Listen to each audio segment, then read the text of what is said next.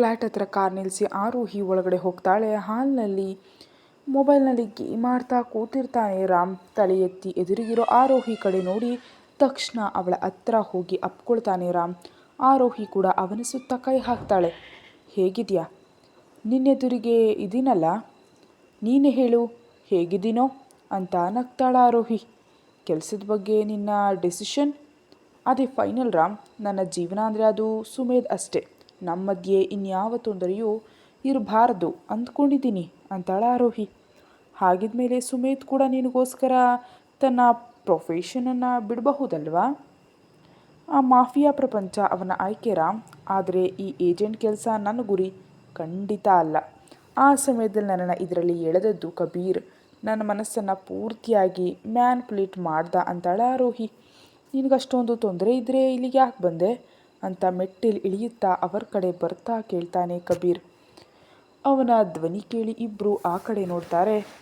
Guys please, ನೀನು ಮನಸ್ಸನ್ನು ನಾನೇನಷ್ಟೊಂದು ಬದಲಾಯಿಸಿಲ್ಲ. ಮತ್ತು ನಾನು ಅಷ್ಟೊಂದು ಕೆಟ್ಟವನಾಗಿದ್ದರೆ ನೀನು ಇಲ್ಲಿಗೆ ಯಾಕೆ ಬಂದೆ? ನೀನು ಮರೀತಿರೋ ಹಾಗಿದೆ, ಈ ಫ್ಲ್ಯಾಟ್ನಲ್ಲಿ ರಾಮ್ ಕೂಡ ಇರ್ತಾನೆ.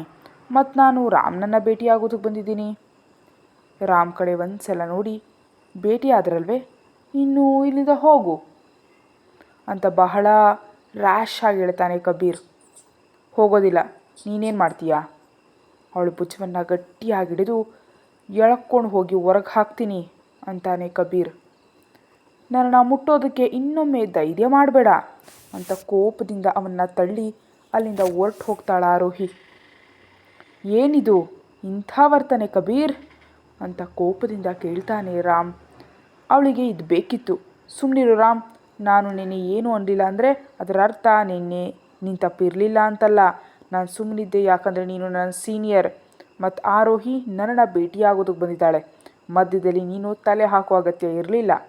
ನೀನು ನಿನ್ನ ಜೀವನದಲ್ಲಿ ಎಲ್ಲಕ್ಕಿಂತ ಹೆಚ್ಚು ಪ್ರಯಾರಿಟಿಯನ್ನು ಆರೋಹಿಗೆ ತಾನೇ ಕೊಡ್ತಿದ್ದೆ. ಈಗ ಯಾಕೆ ಹೀಗೆ ವರ್ತಿಸ್ತಿದ್ಯಾ? ಅವಳು ಕೇವಲ ಆರೋಹಿ ಅಲ್ಲ, ಅವಳು ಆರೋಹಿ ಸುಮೇಧ್ ಚಕ್ರವರ್ತಿ. ಮತ್ತು ನಿನಗೆ ನಿಜವಾಗಿಯೂ ಅನಿಸ್ತಾ ನಾನು ಅವಳನ್ನ ನೋಯಿಸ್ತೀನಿ ಅಂತ? ಇಲ್ಲ ರಾಮ್, ನನ್ನ ಜೀವನದಲ್ಲಿ ಆರೋಹಿ ತುಂಬ ಮುಖ್ಯವಾದ ವ್ಯಕ್ತಿ ಎಂಬುದು ನಿಜ. ಆದರೆ ಅದು ನನ್ನ ಗುರಿಗಿಂತ ಹೆಚ್ಚಲ್ಲ ಅಂತಾನೆ ಕಬೀರ್. ಯಾವ ಗುರಿ? ರಾಮ್ ಮಾತಿಗೆ ಈ ಲೋಕಕ್ಕೆ ಬಂದು ಏನೂ ಇಲ್ಲ ಅಂತಾನೆ ಕಬೀರ್. ಅವನ ಭುಜ ಹಿಡಿದು ನಂಗೆ ನಿಜ ತಿಳಿಬೇಕು ಕಬೀರ್, ನಿಜಕ್ಕೂ ಯಾವ ಗುರಿ ಬಗ್ಗೆ ನೀನು ಮಾತಾಡ್ತಿದ್ಯಾ? ಆ ಚಕ್ರವರ್ತಿ ಕುಟುಂಬವನ್ನು ಪೂರ್ತಿಯಾಗಿ ನಾಶ ಮಾಡಬೇಕೆಂಬ ಗುರಿ. ಆ ವಿಜಯ್ ಕುಮಾರ್ ನನ್ನ ಜೀವನದಲ್ಲಿ ಬಹಳಷ್ಟು ಕತ್ತಲನ್ನು ತಂದಿದ್ದಾನೆ ರಾಮ್. ಅವನು ನನ್ನ ಜೊತೆ ಏನು ಮಾಡ್ದ ಅಂತ ನಿನಗೆ ತಿಳಿಯೋದು. ಅವನಿಂದಾಗಿ ನನ್ನ ಜೀವನದಲ್ಲಿ ನಾನು ಏನನ್ನು ಕಳ್ಕೊಂಡಿದ್ದೀನಿ ಗೊತ್ತಾ ಅಂತ ಹೇಳಿದ್ಲೇ ಮೊಣಕಾಲೂರಿ ಕೂತು ಬಿಡ್ತಾನೆ ಕಬೀರ್. ಕಂಗಾಲಾಗಿ ಕಬೀರ್ ಕಡೆ ನೋಡ್ತಾ ಇರ್ತಾನೆ ರಾಮ್. ಅವನ ಎದುರು ಕೂತು ನನಗೆ ಸತ್ಯ ತಿಳಿಬೇಕು ಕಬೀರ್, ದಯವಿಟ್ಟು ಹೇಳು. ಆ ಮಾತಿಗೆ ರಾಮ್ ಕಡೆ ನೋಡ್ತಾನೆ ಕಬೀರ್. ಗಟ್ಟಿಯಾಗಿ ಉಸಿರಾಡಿ, ನಮ್ಮದೊಂದು ಸುಂದರ ಕುಟುಂಬ. ಅಪ್ಪ, ಅಮ್ಮ, ನಾನು, ನನ್ನ ತಂಗಿ ಮತ್ತು ನನ್ನ ಪ್ರೇಯಸಿ. ನನ್ನ ತಂಗಿ ಒಬ್ಬ ರಿಪೋರ್ಟರ್, ಅವಳ ಹೆಸರು ನಂದಿನಿ. ನಂದು ಜ್ಞಾನಂದರೆ ತುಂಬ ಇಷ್ಟ ಮತ್ತು ನನ್ನ ಕೆಲಸ ಅಂದರೂ ತುಂಬಾ ಇಷ್ಟ.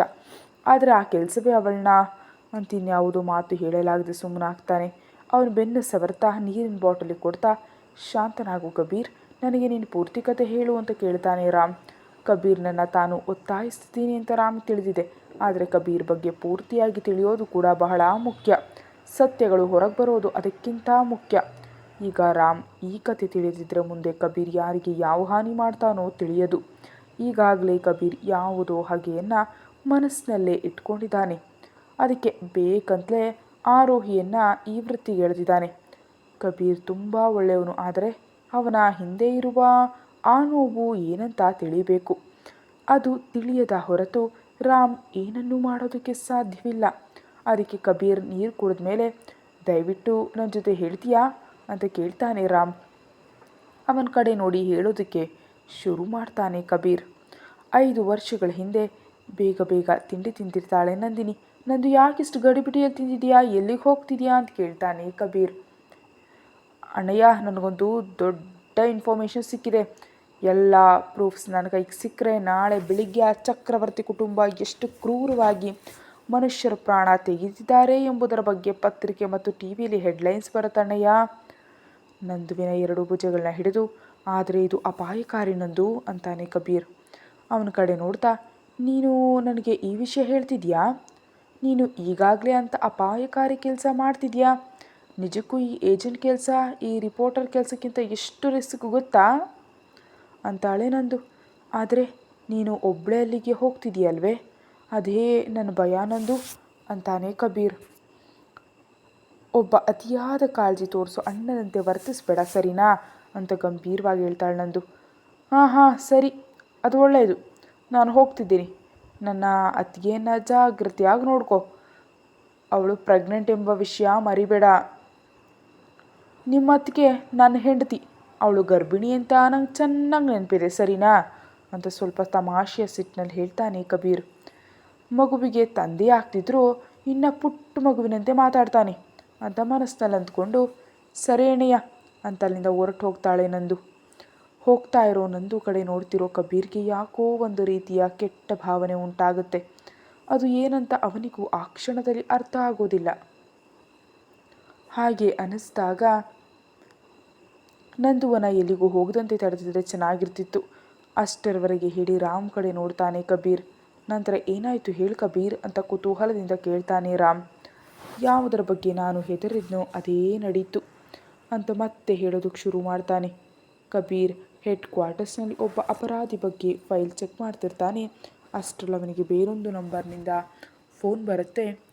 ಫೋನ್ ಎತ್ತಿ, ಹಲೋ, ನಾನು ಕಬೀರ್, ಅವ್ರ ಜೊತೆ ಮಾತಾಡಬಹುದಾ? ನಾನು ಡಾಕ್ಟರ್ ಶ್ಯಾಮಲಾ. ನಿಮ್ಮ ಫೋನ್ಗೆ ಒಂದು ವಿಳಾಸವನ್ನು ಕಳಿಸಿದ್ದೀನಿ. ನೀವು ತುರ್ತಾಗಿ ಇಲ್ಲಿಗೆ ಬನ್ನಿ, ನಿಮ್ಮ ತಂಗಿ ಬಗ್ಗೆ ಒಂದು ಮುಖ್ಯವಾದ ವಿಷಯ ಮಾತಾಡಬೇಕು ಅಂತ ಡಾಕ್ಟರ್ ಫೋನ್ ಕಟ್ ಮಾಡ್ತಾರೆ. ಫೋನ್ನಲ್ಲಿ ಡಾಕ್ಟರ್ನ ಧ್ವನಿ ಕೇಳಿ ಅಲ್ಲಿ ಏನೋ ಗಂಭೀರವಾದ ವಿಷಯ ನಡೆದಿದೆ ಅಂತ ಅರ್ಥ ಮಾಡಿಕೊಂಡ ಕಬೀರ್ ತಕ್ಷಣ ಆ ಲೊಕೇಶನ್ ಹತ್ರ ಹೋಗ್ತಾನೆ. ಅಲ್ಲಿ ಹೋಗಿ ನೋಡಿದ್ರೆ ಅದೊಂದು ಆಸ್ಪತ್ರೆಯ ಒಳಗಡೆ ವೇಗವಾಗಿ ಬರ್ತಿರೋ ಕಬೀರ್ ಕಡೆ ನೋಡ್ತಾ, ಮಿಸ್ಟರ್ ಕಬೀರ್, ನಾನೇ, ಬನ್ನಿ ನನ್ನೊಂದಿಗೆ ಅಂತ ಕಬೀರ್ನನ್ನ ಒಂದು ICU ಹತ್ರ ಕರ್ಕೊಂಡು ಹೋಗ್ತಾರೆ ಡಾಕ್ಟರ್ ಶ್ಯಾಮಲಾ ಅವರು. ಅಲ್ಲಿಗೆ ಹೋದ ತಕ್ಷಣ ಕಬೀರ್ ಉಸಿರು ಜೋರಾಗುತ್ತೆ. ಒಳಗಡೆ ಹೋಗುವಷ್ಟು ಧೈರ್ಯ ಅವನಿಗಿರೋದಿಲ್ಲ. ಆದರೂ ಬಹಳ ಧೈರ್ಯ ತಂದುಕೊಂಡು ಒಳಗಡೆ ಹೋಗ್ತಾನೆ. ಅಲ್ಲಿ ಹೋಗಿ ನೋಡಿದ ಕಬೀರ್ಗೆ ಇದ್ದ ಸ್ವಲ್ಪ ಧೈರ್ಯ ಕೂಡ ಹೋಗಿಬಿಡುತ್ತೆ. ಆಸ್ಪತ್ರೆ ಬೆಡ್ ಮೇಲೆ ನಂದಿನಿ ಮಲಗಿರ್ತಾಳೆ. ಅವಳ ಮೈ ಮೇಲೆಲ್ಲ ಎಲ್ಲೆಂದರಲ್ಲಿ ಪೆಟ್ಟುಗಳಾಗಿರುತ್ತವೆ. ತಲೆ ಮೇಲೆ ಪಟ್ಟಿ ಕೂಡ ಇರುತ್ತೆ. ಅವಳೆರಡು ಕಾಲುಗಳು ಸುಟ್ಟು ಹೋಗಿರುತ್ತವೆ. ಅವಳ ಪರಿಸ್ಥಿತಿ ನೋಡಿದ ಕಬೀರ್ಗೆ ನಂದುವಿಗೆ ಏನಾಗಿರಬಹುದು ಎಂಬುದು ಅರ್ಥವಾಗಿ ಹೋಗುತ್ತೆ. ನಂದು ಕಬೀರ್ ಕಡೆ ನೋಡಿ ಮೆಲ್ಲಗೆ ಅಣ್ಣಯ್ಯ ಅಂತ ಕರೀತಾಳೆ. ನಂದು ಅಂತ ಅವಳ ಹತ್ರ ಕೂತ್ಕೊಳ್ತಾನೆ. ಕಣ್ಣಿನಿಂದ ಕಣ್ಣೀರು ಬರ್ತಿದೆಯೇ ಹೊರತು ಬಾಯಿಂದ ಒಂದು ಪದ ಕೂಡ ಬರ್ತಾ ಇಲ್ಲ. ಕಬೀರ್ ಕಡೆ ನೋಡ್ತಾ, ನಾನು ಅಲ್ಲಿಗೆ ಹೋಗಿದ್ದೆ ಅಣ್ಣಯ್ಯ, ಯಾರಿಗೂ ತಿಳಿದಂತೆ ಆ ವಿಜಯ್ ಕುಮಾರ್ ಫಾರ್ಮ್ ಹೌಸ್ ಹತ್ರ ಹೋಗಿದ್ದೆ. ಅಲ್ಲವನು ಮತ್ತು ಅವನ ಮಗ ಸುಮೇಧ್ ಇಬ್ಬರು ಕೂಡ ಡ್ರಗ್ಸ್ ಡೀಲಿಂಗ್ ಮಾಡ್ತಿದ್ರು. ಕಿಟಕಿಯಿಂದ ಅವ್ರನ್ನ ನೋಡ್ತಿರ್ತಾಳೆ ನಂದು. ಆ ಡ್ರಗ್ ಡೀಲ್ ನೀನು ನಿಭಾಯಿಸ್ತೀಯಾ ಅಂತ ಸುಮೇಧ್ ಕಡೆ ನೋಡಿ ಕೇಳ್ತಾರೆ ವಿಜಯ್ ಅವರು. ತನ್ನ ಮೊಬೈಲ್ನಲ್ಲಿ ಗೇಮ್ ಆಡ್ತಾ, ಹೌದು, ಮತ್ತು ಇಂದಿನಿಂದ ಎಲ್ಲ ಡೀಲ್ಗಳನ್ನ ನಾನೇ ಮಾಡ್ತೀನಿ ಅಂತ ಗಂಭೀರ ಧ್ವನಿಯಲ್ಲಿ ಹೇಳ್ತಾನೆ ಸುಮೇಧ್. ಅವರ ಮಾತುಗಳನ್ನೆಲ್ಲ ನಂದು ರೆಕಾರ್ಡ್ ಮಾಡಿರ್ತಾಳೆ. ಅಷ್ಟರಲ್ಲಿ ಅವಳ ಕಾಲು ಜಾರ್ ಕೆಳಗೆ ಬೀಳ್ತಾಳೆ. ಆ ಶಬ್ದ ಕೇಳಿದಂತಹ ಸೆಕ್ಯೂರಿಟಿ ಗಾರ್ಡ್ಸ್ ಅವಳನ್ನ ಹಿಡಿದು ಒಳಗೆ ಕರ್ಕೊಂಡು ಬರ್ತಾರೆ. ಯಾರು ನೀನು ಅಂತ ಕೋಪದಿಂದ ಕೇಳ್ತಾರೆ ವಿಜಯ್ ಅವರು. ಯಾರೋ ರಿಪೋರ್ಟರ್ ಸರ್ ಅಂತಾನೆ ಅಲ್ಲಿದ್ದ ಒಬ್ಬ. ರಿಪೋರ್ಟರ್, ಒಳ್ಳೆ ವೃತ್ತಿ. ಆದರೆ ನೋಡು, ನಿನ್ನ ಈ ವೃತ್ತಿಯೇ ಇವತ್ತು ನೀನು ಪ್ರಾಣ ತೆಗೆಯುತ್ತೆ. ಈಗ ಇವಳನ್ನ ಏನು ಮಾಡೋಣ ಸುಮೇಧ್ ಅಂತ ಕೇಳ್ತಾನೆ ವಿಜಯ್ ಅವರು. ಸೋಫಾದಿಂದ ಮೇಲಿದ್ದು, ನಿನಗೆ ಏನು ಬೇಕೋ ಅದು ಮಾಡು ಅಂತ ತಲೆ ಎತ್ತಿ ಕೂಡ ನೋಡದೆ ಗೇಮ್ ಆಡ್ತಿರ್ತಾನೆ ಸುಮೇಧ್. ಇಲ್ಲಿ ತುಂಬ ಜನರಿದ್ದಾರೆ ಸೋ ಅಂತ ಒಂದು ಪಕ್ಕದ ನಗು ನಗ್ತಾರೆ ವಿಜಯ್ ಅವರು. ನನಗೆ ಹೊರಗೆ ಅರ್ಜೆಂಟ್ ಕೆಲಸ ಇದೆ, ನಾನು ಹೋಗಬೇಕು ಅಂತ ಅಲ್ಲಿಂದ ಹೊರಟು ಹೋಗ್ತಾನೆ ಸುಮೇಧ್. ಹೋಗ್ತಾ ಇರೋ ಸುಮೇಧ್ ಕೈ ಮುಷ್ಟಿ ಗಟ್ಟಿಯಾಗಿ ಹಿಡ್ದಿರ್ತಾನೆ. ವಿಜಯ್ ಅವರು ನಂದುವನ್ನು ಕೆಳಗಿನಿಂದ ಮೇಲಿನವರೆಗೆ ನೋಡ್ತಾ, ಇಲ್ಲಿ ಎಲ್ಲರೂ ತುಂಬ ದಣಿದಿದ್ದಾರೆ ಸೋ ಅಂತ ಏನೂ ಕೇಳದೆ ಮೌನವಾಗಿರ್ತಾರೆ. ಅವನ ಮಾತುಗಳ ಅರ್ಥ ತಿಳಿದ ನಂದು, ಬೇಡ ಬೇಡ, ದಯವಿಟ್ಟು ನನಗೇನು ಮಾಡಬೇಡಿ ಅಂತ ಅಳ್ತಾ ಹೇಳ್ತಾಳೆ. ಈ ಅಳು ಈ ಮಾತುಗಳನ್ನೆಲ್ಲ ನೀನು ಇಲ್ಲಿಗೆ ಬರೋ ಮುಂಚೆ ಯೋಚಿಸ್ಬೇಕಿತ್ತು ಅಂತ ಅಲ್ಲಿದ್ದ ತನ್ನ ಮನುಷ್ಯರ ಕಡೆ ನೋಡಿ ಸನ್ನೆ ಮಾಡಿ ಅಲ್ಲಿಂದ ಹೊರಟು ಹೋಗ್ತಾರೆ ವಿಜಯ್ ಅವರು. ಆ ನಂತರ ಅಲ್ಲಿದ್ದ 8 ಜನ ಒಬ್ಬರಾದ ಮೇಲೊಬ್ಬರು ಅವಳ ಮೇಲೆ ಅತ್ಯಾಚಾರವನ್ನು ಮಾಡ್ತಾರೆ. ಅವಳೆಷ್ಟು ಕಿರ್ಚಾಡಿದ್ರು ಯಾರು ಅವಳ ಮಾತು ಕೇಳೋದಿಲ್ಲ. ಅವರ ಕಾಮ ತೀರಿದ ಮೇಲೆ ನಂದುವನ್ನು ಎಳ್ಕೊಂಡು ಹೋಗಿ ಕಾಡಿನಲ್ಲಿ ಎಸೆದು ಬಿಡ್ತಾರೆ. ಆಗಲೇ ಅವಳ ಉಸಿರಾಟ ತುಂಬ ನಿಧಾನವಾಗಿರುತ್ತೆ. ಇನ್ನೊಂದು ಸ್ವಲ್ಪ ಹೊತ್ತಿನಲ್ಲಿ ಅವಳು ಸತ್ತು ಹೋಗ್ತಾಳೆ ಅಂತ ಅವರು ಅಂದ್ಕೊಂಡು ಅಲ್ಲಿಂದ ಹೊರಟು ಹೋಗ್ತಾರೆ.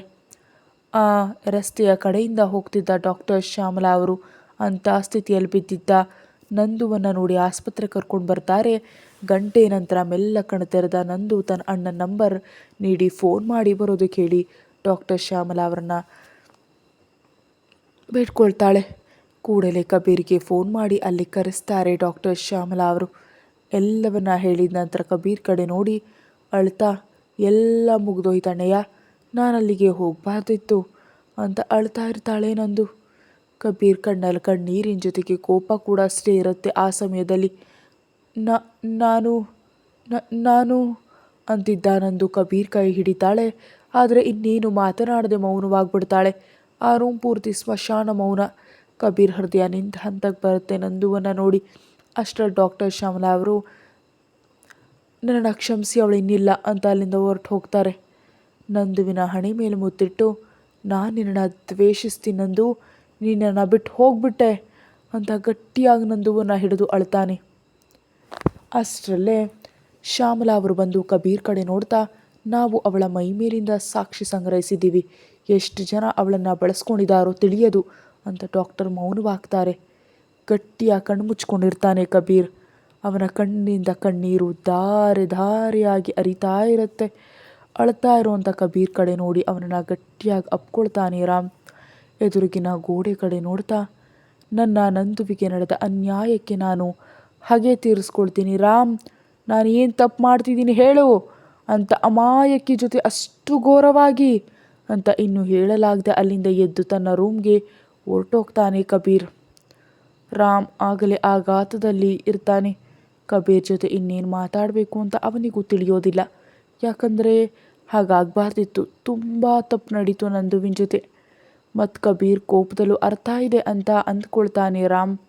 ಕಬೀರ್ ಫ್ಲ್ಯಾಟ್ನಿಂದ ಕೆಫೆಗೆ ಹೋದ ಆರೋಹಿಗೆ ಅಲ್ಲಿ ಕುರ್ಚಿಯಲ್ಲಿ ಒಬ್ಬ ಹುಡುಗಿ ಕಾಣಿಸಿ ಅವಳ ಹತ್ರ ಹೋಗ್ತಾಳೆ. ಒಂದು ದಿನ ಮಳೆ ಬೀಳುವಾಗ ನನಗೆ ದಾರಿ ಕೇಳಿದಾಗ ಸಹಾಯ ಮಾಡಿದ್ದು ನೀವೇ ಅಲ್ವಾ ಅಂತ ಅವಳ ಕಡೆ ನೋಡಿ ಕೇಳ್ತಾಳೆ ಆರೋಹಿ. ಹೌದು ಅಂತ ಅವಳು ಹೇಳಿದಾಗ, ಹಾಯ್, ನಾನು ಆರೋಹಿ ಮತ್ತು ತುಂಬ ಧನ್ಯವಾದ, ನೀವೊಂದು ಸಹಾಯ ಮಾಡದಿದ್ರೆ ನಾನು ಹಾಗೆ ಮಳೆಯಲ್ಲೇ ಇರಬೇಕಾಗ್ತಿತ್ತು ಅಂತ ನಗ್ತಾ ಹೇಳ್ತಾಳೆ. ಮೆಲ್ಲಗೆ ನಕ್ಕು, ಹಾಯ್, ನಾನು ಪ್ರೀತಿ ಮತ್ತು ನಾನು ಒಬ್ಬ ರಿಪೋರ್ಟರ್ ಅಂತಾಳೆ ಅವಳು. ನನಗೆ ಗೊತ್ತು, ನಿಮ್ಮನ್ನು ನಾನು ನೋಡಿದ್ದೀನಿ, ಆದರೆ ನೀವು ಬೆಂಗಳೂರಿನಲ್ಲಿ ಇರ್ತೀರಲ್ವೇ ಅಂತ ಕೇಳ್ತಾಳೆ ಆರೋಹಿ. ಇಲ್ಲಿ ಮೀಡಿಯಾ ಹೌಸ್ ಸ್ವಲ್ಪ ಕೆಲಸ ಇತ್ತು, ಅದಕ್ಕೆ ಬಂದೆ ಅಂತಾಳೆ ಪ್ರೀತಿ. ಓ ಸರಿ, ಈ ಕೆಫೆ ನಿಮ್ಮದಾ? ಹೌದು, ಸೂಪರ್, ತುಂಬ ಚೆನ್ನಾಗಿದೆ, ಇಲ್ಲಿಗೆ ಬಂದರೆ ತುಂಬ ಶಾಂತಿ ಅನ್ನಿಸುತ್ತೆ, ಅದೇ ಈ ಕೆಫೆಯ ಪ್ಲಸ್ ಪಾಯಿಂಟ್ ಅಂತಾಳೆ ಪ್ರಿಯಾ. ಧನ್ಯವಾದ, ನಿಮಗೆ ಮದುವೆ ಆಗಿದೆಯಾ ಅಂತ ಅವಳ ಹಣೆ ಮೇಲಿರೋ ಕುಂಕುಮ ನೋಡಿ ಕೇಳ್ತಾಳೆ ಆರೋಹಿ. ಹೌದು, ಮತ್ತು ನನಗೊಬ್ಳು ಹೆಣ್ಣುಮಗು ಕೂಡ ಇದ್ದಾಳೆ. ವಾವ್, ಅದು ಒಳ್ಳೆಯದು ಅಂದು ಹೀಗೆ ಪ್ರೀತಿ ಜೊತೆ ಮಾತಾಡ್ತಾ ಕೂತು ಬಿಡ್ತಾಳೆ ಆರೋಹಿ. ವರ್ಷಾಗ ಮನಸ್ಸು ಸರಿ ಇಲ್ಲದೆ ಬಾಲ್ಯದಿಂದ ತಾನು ಬೆಳೆದ ಅನಾಥಾಶ್ರಮಕ್ಕೆ ಹೋಗ್ತಾಳೆ. ಅಲ್ಲಿ ಮಕ್ಕಳನ್ನು ನೋಡಿ ತುಂಬ ಸಂತೋಷವಾಗಿ ಎಲ್ಲರನ್ನ ಒಟ್ಟಿಗೆ ಅಪ್ಕೊಂಡು, ಹೇಗಿದ್ರಿ ನನ್ನ ಬಂಗಾರಗಳ ಅಂತ ಕೇಳ್ತಾಳೆ. ಅಷ್ಟರಲ್ಲಿ ಹಿಂದಿನಿಂದ, ನಿಮಗೆ ಎಷ್ಟು ಜನ ಮಕ್ಕಳಿದ್ದಾರೆ ಅಂತ ಕೇಳಿಸಿದ್ವನಿಗೆ ಹಿಂದಕ್ಕೆ ತಿರುಗಿ ನೋಡ್ತಾಳೆ. ಅವಳೆದುರು ರಿಹಾನ್ ಇರ್ತಾನೆ. ಕಣ್ಣು ಸಣ್ಣದು ಮಾಡಿ ಅವನ ಕಡೆ ನೋಡ್ತಾ, ನೀನಿಲ್ಲೇನು ಮಾಡ್ತಿದ್ಯಾ, ಮತ್ತು ನನಗೆ ಎಷ್ಟು ಜನ ಮಕ್ಕಳಿದ್ರೆ ನಿನಗೇನು? ಅಷ್ಟರಲ್ಲಿ ಅಲ್ಲಿಗೆ ಒಬ್ಬಾಕೆ ಬಂದು, ವರ್ಷ, ಇವರು ಈ ಅನಾಥಾಶ್ರಮಕ್ಕೆ ಪ್ರತಿ ತಿಂಗಳು ಲಕ್ಷಗಟ್ಟಲೆ ಹಣ ಕೊಡ್ತಾರೆ, ಇವರ ಹೆಸರು ರಿಹಾನ್ ಅಂತ ಹೇಳ್ತಾರೆ. ಓ, ರಿಹಾನ್ ದಾನಿ, ಒಳ್ಳೆಯದು. ಏನಂದೆ? ನೀನೇನು ಕೇಳಿಯೋ ಅದನ್ನೇ ಹೇಳಿದೆ. ಹೇ ದಡ್ಡ ಹುಡುಗಿ, ನಾನು ರಿಹಾನ್ ಚಕ್ರವರ್ತಿ ಸರಿನಾ, ಬರೀ ದಾನಿ ಅಲ್ಲ. ಯಾರನ್ನೋ ದಡ್ಡ ಅಂತೀಯ, ಮುಟ್ಟಾಳ, ನಿನ್ನ ಗರ್ಲ್ ಫ್ರೆಂಡ್ ದಡ್ಡಿಯಾಗಿರಬಹುದು, ಹಾಗಾದರೆ ನೀನು ನನ್ನ ಗರ್ಲ್ಫ್ರೆಂಡ್ ಆಗಿಬಿಡಬಹುದಲ್ವೇ? ಒಂದು ಕ್ಷಣ ಅವಳ ಕಡೆ ನೋಡಿ ಅನಾಥಾಶ್ರಮದ ವ್ಯವಸ್ಥಾಪಕರಿಗೆ ಚೆಕ್ ನೀಡಿ ಅರಿಂದ ಹೊರಟೋಗ್ತಾನೆ ರಿಹಾನ್. ಕಾರ್ನಲ್ಲಿ ಕೂತು ಕಣ್ಮುಚ್ಚಿ ತಲೆ ಹಿಂದೆ ವಾರಿಸಿ, ಹುಟ್ಟುಹಬ್ಬದ ಶುಭಾಶಯಗಳು ಅಮ್ಮ ಅಂತ ಸುನೀತಾ ಅವರನ್ನ ನೆನೆಸ್ಕೊಂಡು ಸ್ವಲ್ಪ ಹೊತ್ತು ಹಾಗೆ ಇದ್ದು ಗಟ್ಟಿಯಾಗಿ ಉಸಿರಾಡಿ ಕಾರ್ ಸ್ಟಾರ್ಟ್ ಮಾಡಲಿಂದ ಹೊರಟೋಗ್ತಾನೆ ರಿಹಾನ್. ಸರಿ ಆರೋಹಿ, ತುಂಬ ತಡ ಆಯಿತು, ನಾನಿನ್ನು ಹೊರಡ್ತೀನಿ. ನನ್ನ ಮಗಳು ಕೂಡ ನನ್ನ ಜೊತೆ ಬಂದಿದ್ದಾಳೆ, ನನಗಾಗಿ ಕಾಯ್ತಿರ್ತಾಳೆ ಅಂತಾಳೆ ಪ್ರೀತಿ. ಈಗ ನೀವು ಎಲ್ಲಿರ್ತಿದ್ದೀರಿ? ಕಂಪ್ನಿ ಕೊಟ್ಟಿರೋಂಥ ಅಪಾರ್ಟ್ಮೆಂಟ್ನಲ್ಲಿದ್ದೀವಿ. ಸರಿ, ನಿಮ್ಮ ಜೀವನದಲ್ಲಿ ಇನ್ನೂ ಹೆಚ್ಚು ಯಶಸ್ಸು ಸಿಗಲಿ ಅಂತ ಮನಸ್ಫೂರ್ತಿಯಾಗಿ ಬಯಸ್ತೀನಿ ಅಂತಾಳ ಆರೋಹಿ. ನಿಮಗೂ ಕೂಡ ಅಂತ ಒಂದು ಸಲ ಆರೋಹಿ ಕಡೆ ನೋಡಿ, ನಿಮಗೆ ಯಶಸ್ಸಿನ ಅವಶ್ಯಕತೆ ಇಲ್ಲ ಅಂದ್ಕೊಳ್ತೀನಿ, ಯಾಕಂದರೆ ನೀವು ಕಿಂಗ್ನ ಹೆಂಡತಿ ಅಲ್ವಾ. ಇಲ್ಲಿ ಸರ್ಕಾರ, ಪೊಲೀಸ್ ಎಲ್ರಿಗೂ ಕೂಡ ನಿಮ್ಮ ಗಂಡ ಸುಮೇಧ್ ಬಗ್ಗೆ ಎಲ್ಲ ಗೊತ್ತು. ಆದರೆ ಯಾವುದೇ ಸಾಕ್ಷಿ ಇಲ್ಲದೆ ಯಾರೂ ಏನೂ ಮಾಡೋದಕ್ಕೆ ಸಾಧ್ಯ ಇಲ್ಲ. ಮತ್ತು ನಿಮ್ಮ ಗಂಡನಿಗೆ ಪ್ಲಸ್ ಪಾಯಿಂಟ್ ಏನಂತ ಗೊತ್ತಾ? ಇಲ್ಲಿವರೆಗೆ ಒಂದೇ ಒಂದು ಸಾಕ್ಷಿ ಕೂಡ ಅವನ ಬಗ್ಗೆ ಯಾರಿಗೂ ಸಿಕ್ಕಿಲ್ಲ. ಯಾರು ಸಾಕ್ಷಿ ಹುಡುಕೋದಕ್ಕೆ ಪ್ರಯತ್ನಿಸಿದ್ರೋ ಅವರೆಲ್ಲಿದ್ದಾರೂ ಕೂಡ ಯಾರಿಗೂ ತಿಳಿಯೋದು ಅಂತಾಳೆ ಪ್ರೀತಿ.